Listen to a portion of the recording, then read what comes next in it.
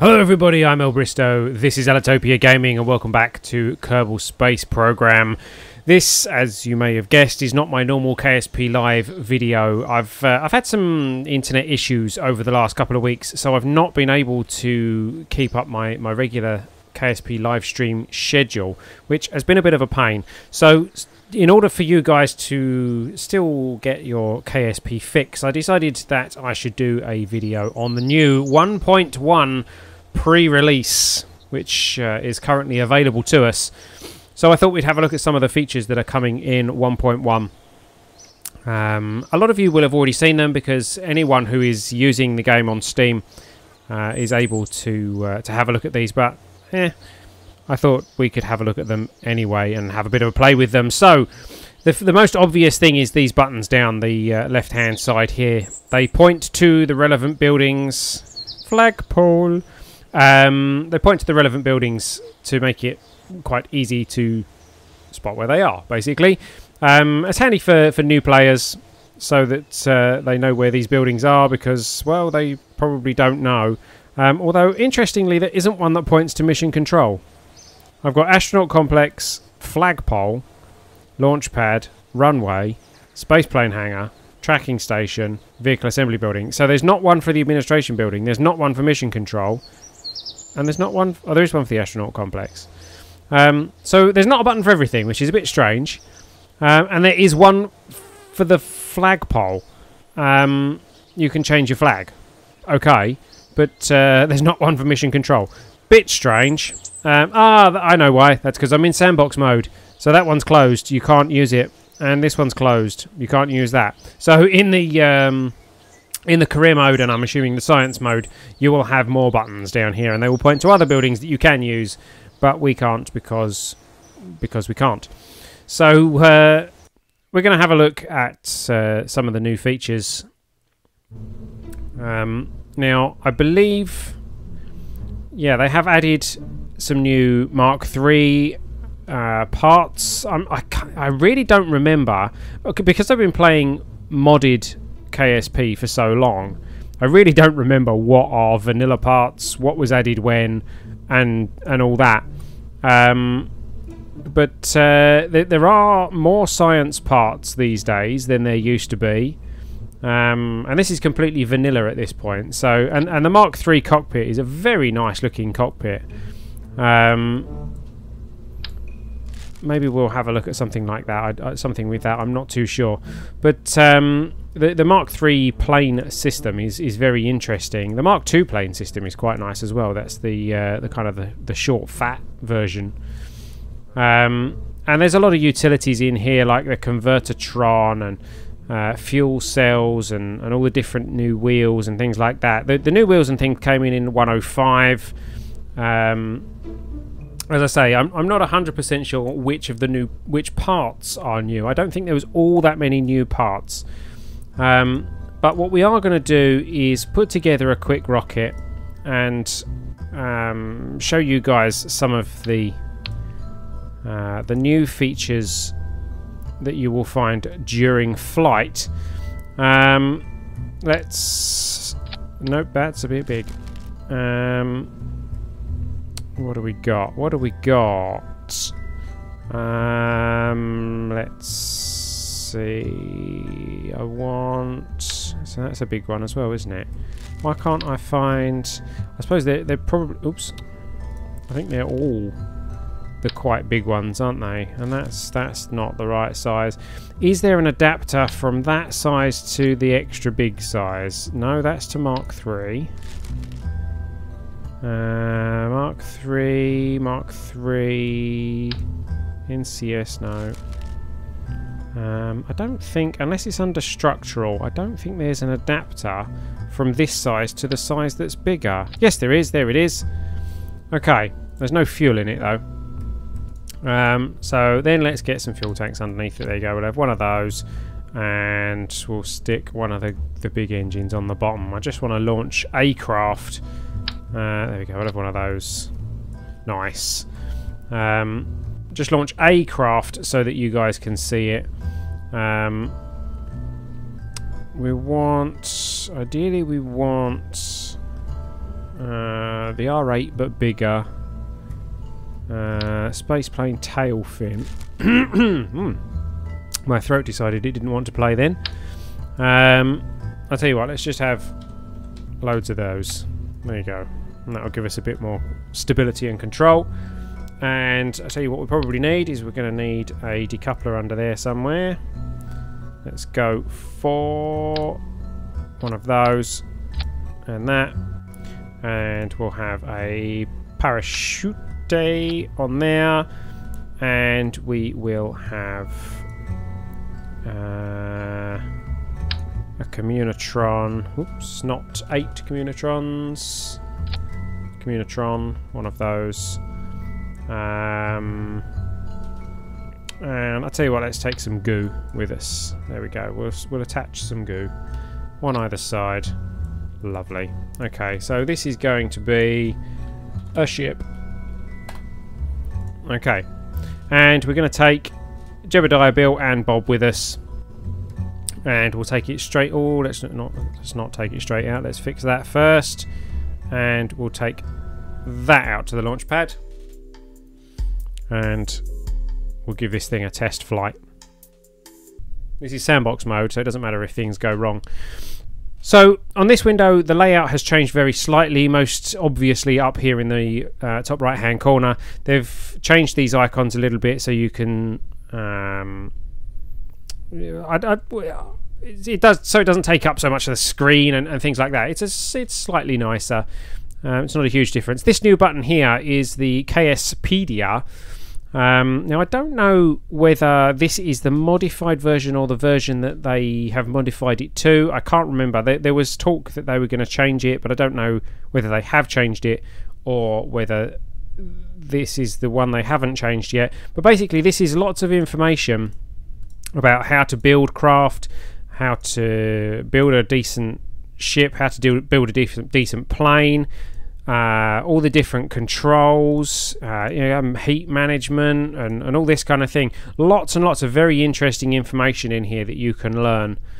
So, I mean, look at that heat flow. What do the radiators do and blah, blah, blah, blah. I've never used the radiators so far. I've never used them. Maybe I should read this and find out what they're for. So that's the KSpedia, which is good. We've also got down here, they've changed this slightly. You can now see the skill level and the career of each of your Kerbals when you hover over them. And you can hide, there you go, you can remove a slot or add a slot so that you can decide how many of your Kerbals you would like to be able to see. But very much more interestingly is this new button here, the interior overlay. And if we click that, you'll notice we can now look inside the cockpit. That was Skype. Why is Skype making widgy woo noises at me? Go away, Skype. We can now look inside the cockpit, so we can see our 3 Kerbals in the cockpit while we are outside the cockpit, so we don't need the EVA view. That, to me, that's incredible. I love it. I don't know if that applies to everything that they can be in, like the not the materials bay, the science lab and all that. I don't know whether that applies to those as well or not, but it certainly applies to all the cockpits, and I think that is fantastic. I love that feature. It's something so small, so basic, but it's something that has been missing for a long time, to actually be able to look inside the rocket while you are outside. Fantastic. So we're going to launch this. We're going to put the SAS on. We're going to put the throttle up to 100%, and we're going to launch it in 3, 2, 1, go. And it's away. Whoa, that's powerful. Let's turn that down. There we go. We are taking off, and we might as well turn straight away, because we're going to be getting up there pretty quick. Look at that. We're at 2,500 meters already. Now, something they have changed in this version is communication. Actually, they've changed all the heat management things and all that kind of thing, I believe. They've changed thermodynamics, actually, so that now fuel tank... Oh, I'll show you this in a moment, actually. Fuel tanks now carry temperature. The fuel, the liquid itself, has a temperature that it carries with it if you change it, move it to another fuel tank, which is very interesting, an interesting tweak to the thermal system. It's going to make for some interesting builds, I think, because you could have a setup where you have one tank that gets hot, and then you move it to another tank that's got radiators to cool it down, and then you move it back again, like an air conditioning system almost.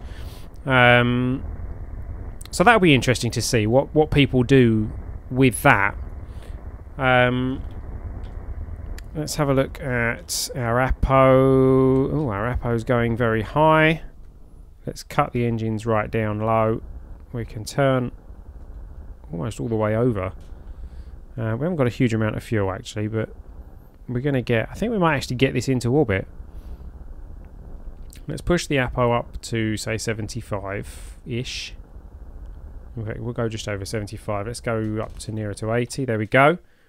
And then we can drift for a bit up towards our Apo. Ooh, this thing's heavy when the engines aren't running. So something else to show you is you kind of saw a glimpse of it. When you right-click now, they've changed the graphics involved in the information windows that come up. And what's interesting about these is they now stick to the screen much better, and you can move them around and put them where you want them, which was always a frustration, particularly when you were like moving the fuel from one tank to another and things like that. Like if we did that and alt and that, and they would all end up overlapping each other, but now we can kind of do this and we know which tank is which, and we can just go, well, let's move it out of that one and into that one, and things like that. It's fantastic. I love it. But even better, oh, we're in space. Hold on, let's get ourselves ready to burn to see if we get into an actual orbit. I don't think we've quite got enough fuel for an actual orbit, but there we go. But yeah, something you can do is you can actually pin the details so that you can click off and do something else and blah, blah, blah, blah, blah. And that one will stay there, which is fantastic. And then you can unpin it and it will disappear. That's going to make managing certain resources so much easier. So look at this. We've now got the electric charge. We can see which one's which. We could pin that to there and pin that to there, and we can say we want it to go into there, and okay, oh, there's nothing in there, so we can say we want it to go into there, and it will transfer the electric charge in there. It's not working. I don't know why. That was a bit weird actually. It should go like that. It's not transferring. Maybe electric charge doesn't transfer quite that way, or it can't go through that. Oh, enable crossfeed. There we go. Can we do it that? Can we do it now? No? Okay. Strange. Actually, since when does that have electric charge? That's weird. Oh, we've gone past our Apo. That was stupid. Oh, nice bit of camera wobble there.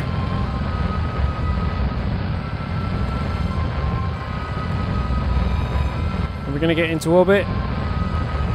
Yeah, we're going to get into orbit, of course we are. Oh.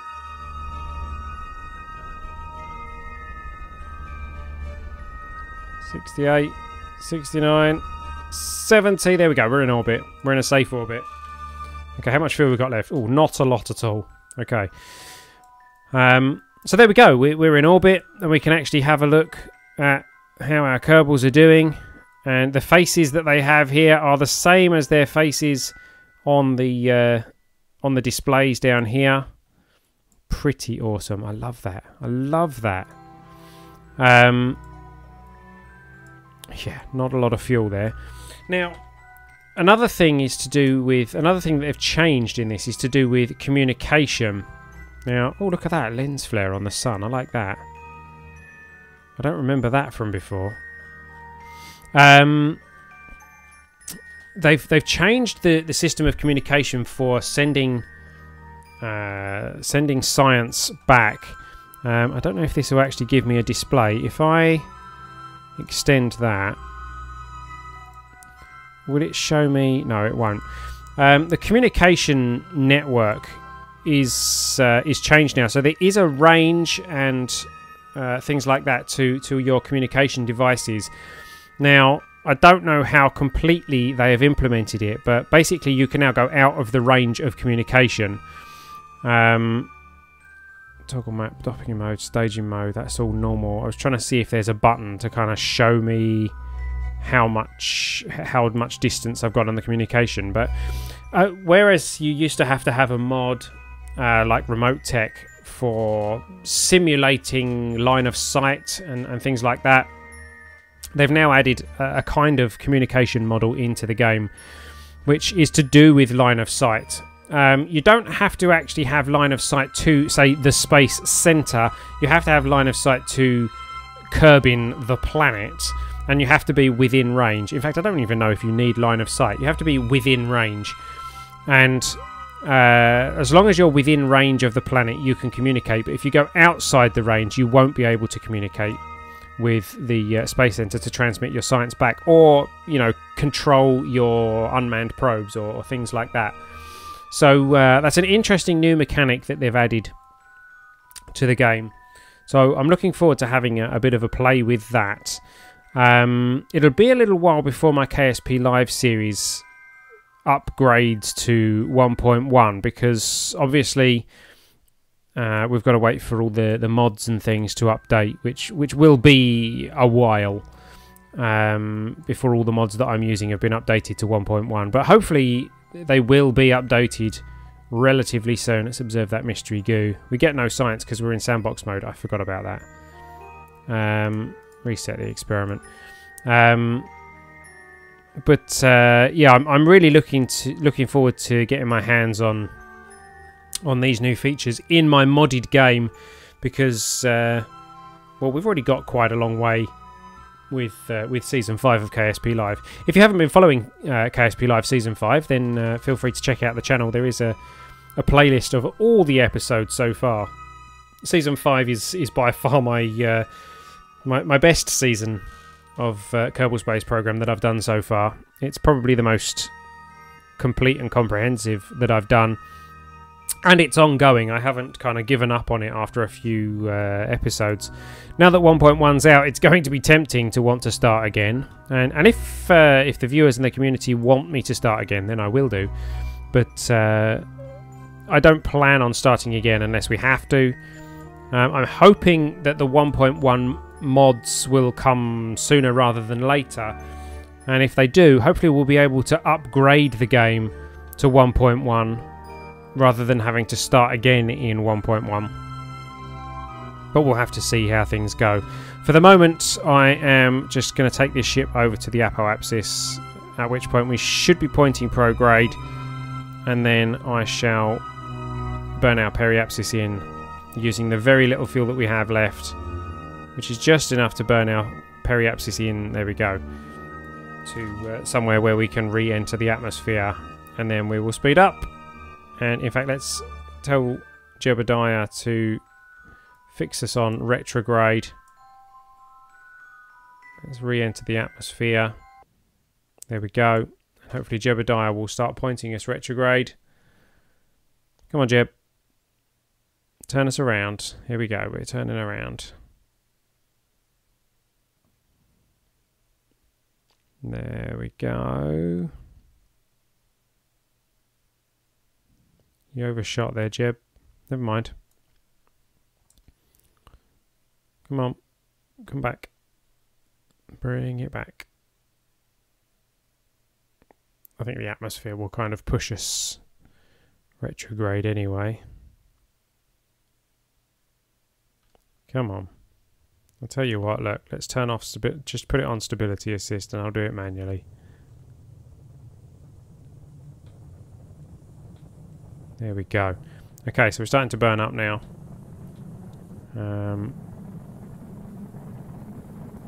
We should be okay because we can use the engines and the fuel tanks as our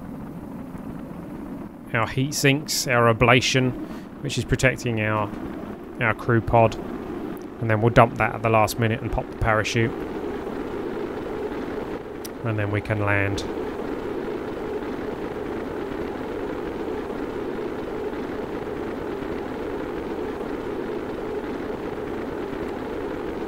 Oh, we've gone into a bit of a spin. That's unusual. Why have we gone into a spin?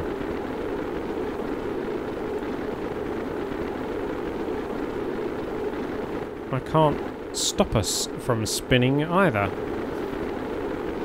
Things are starting to overheat, which is not good. They've changed the heat indicators as well, which is nice. I think some things are going to start going bang if we're not careful. We're going to like that and that.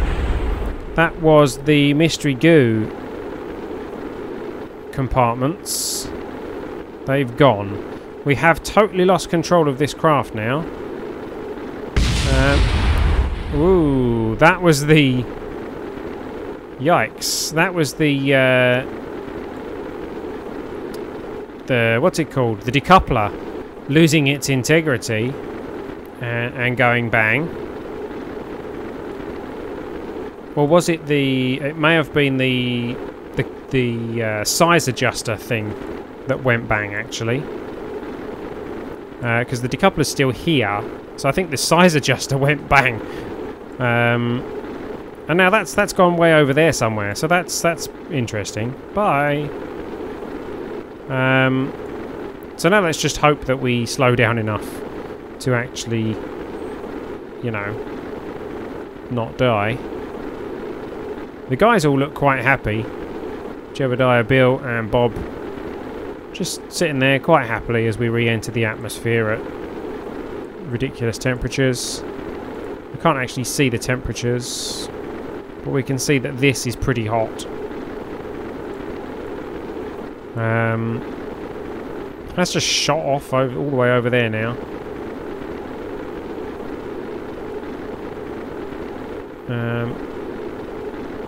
We still have no control over this craft. In fact, I can't even rotate. Are we out of electric charge? Yeah, we are. Okay. That's why we lost it, because we ran out of electric charge. Got monopropellant, which we didn't need. Could probably have left that at home. We are slowing down. We're not slowing down quite as much as I would like. We're getting quite low now. And we're still doing over 1,000 meters a second. Under 20,000 meters.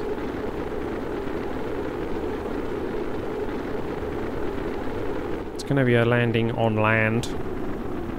Ah, okay, we are slowing down now. We are coming down to sub-kilometer per second speeds. We're now coming down to 16 kilometers altitude. So soonish we should find that our parachutes are deemed safe to deploy.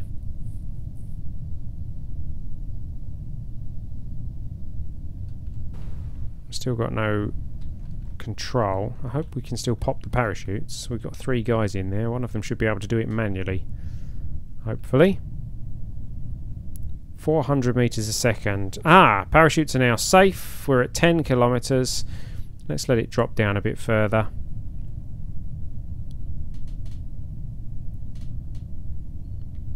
Let's go down to about, I don't know, 5 kilometers, 4 kilometers, something like that, and then we'll pop the parachutes. Let's reduce that down a little bit. Let's go to 750. That was the stack decoupler. There we go. So we pop that parachute. That's going to slow us down a bit, and then the parachute will pop properly as we get down to about 750 meters. There we go. 10 meters a second. That's a bit fast, actually. 10 meters a second, isn't it? Let's speed things up a little bit.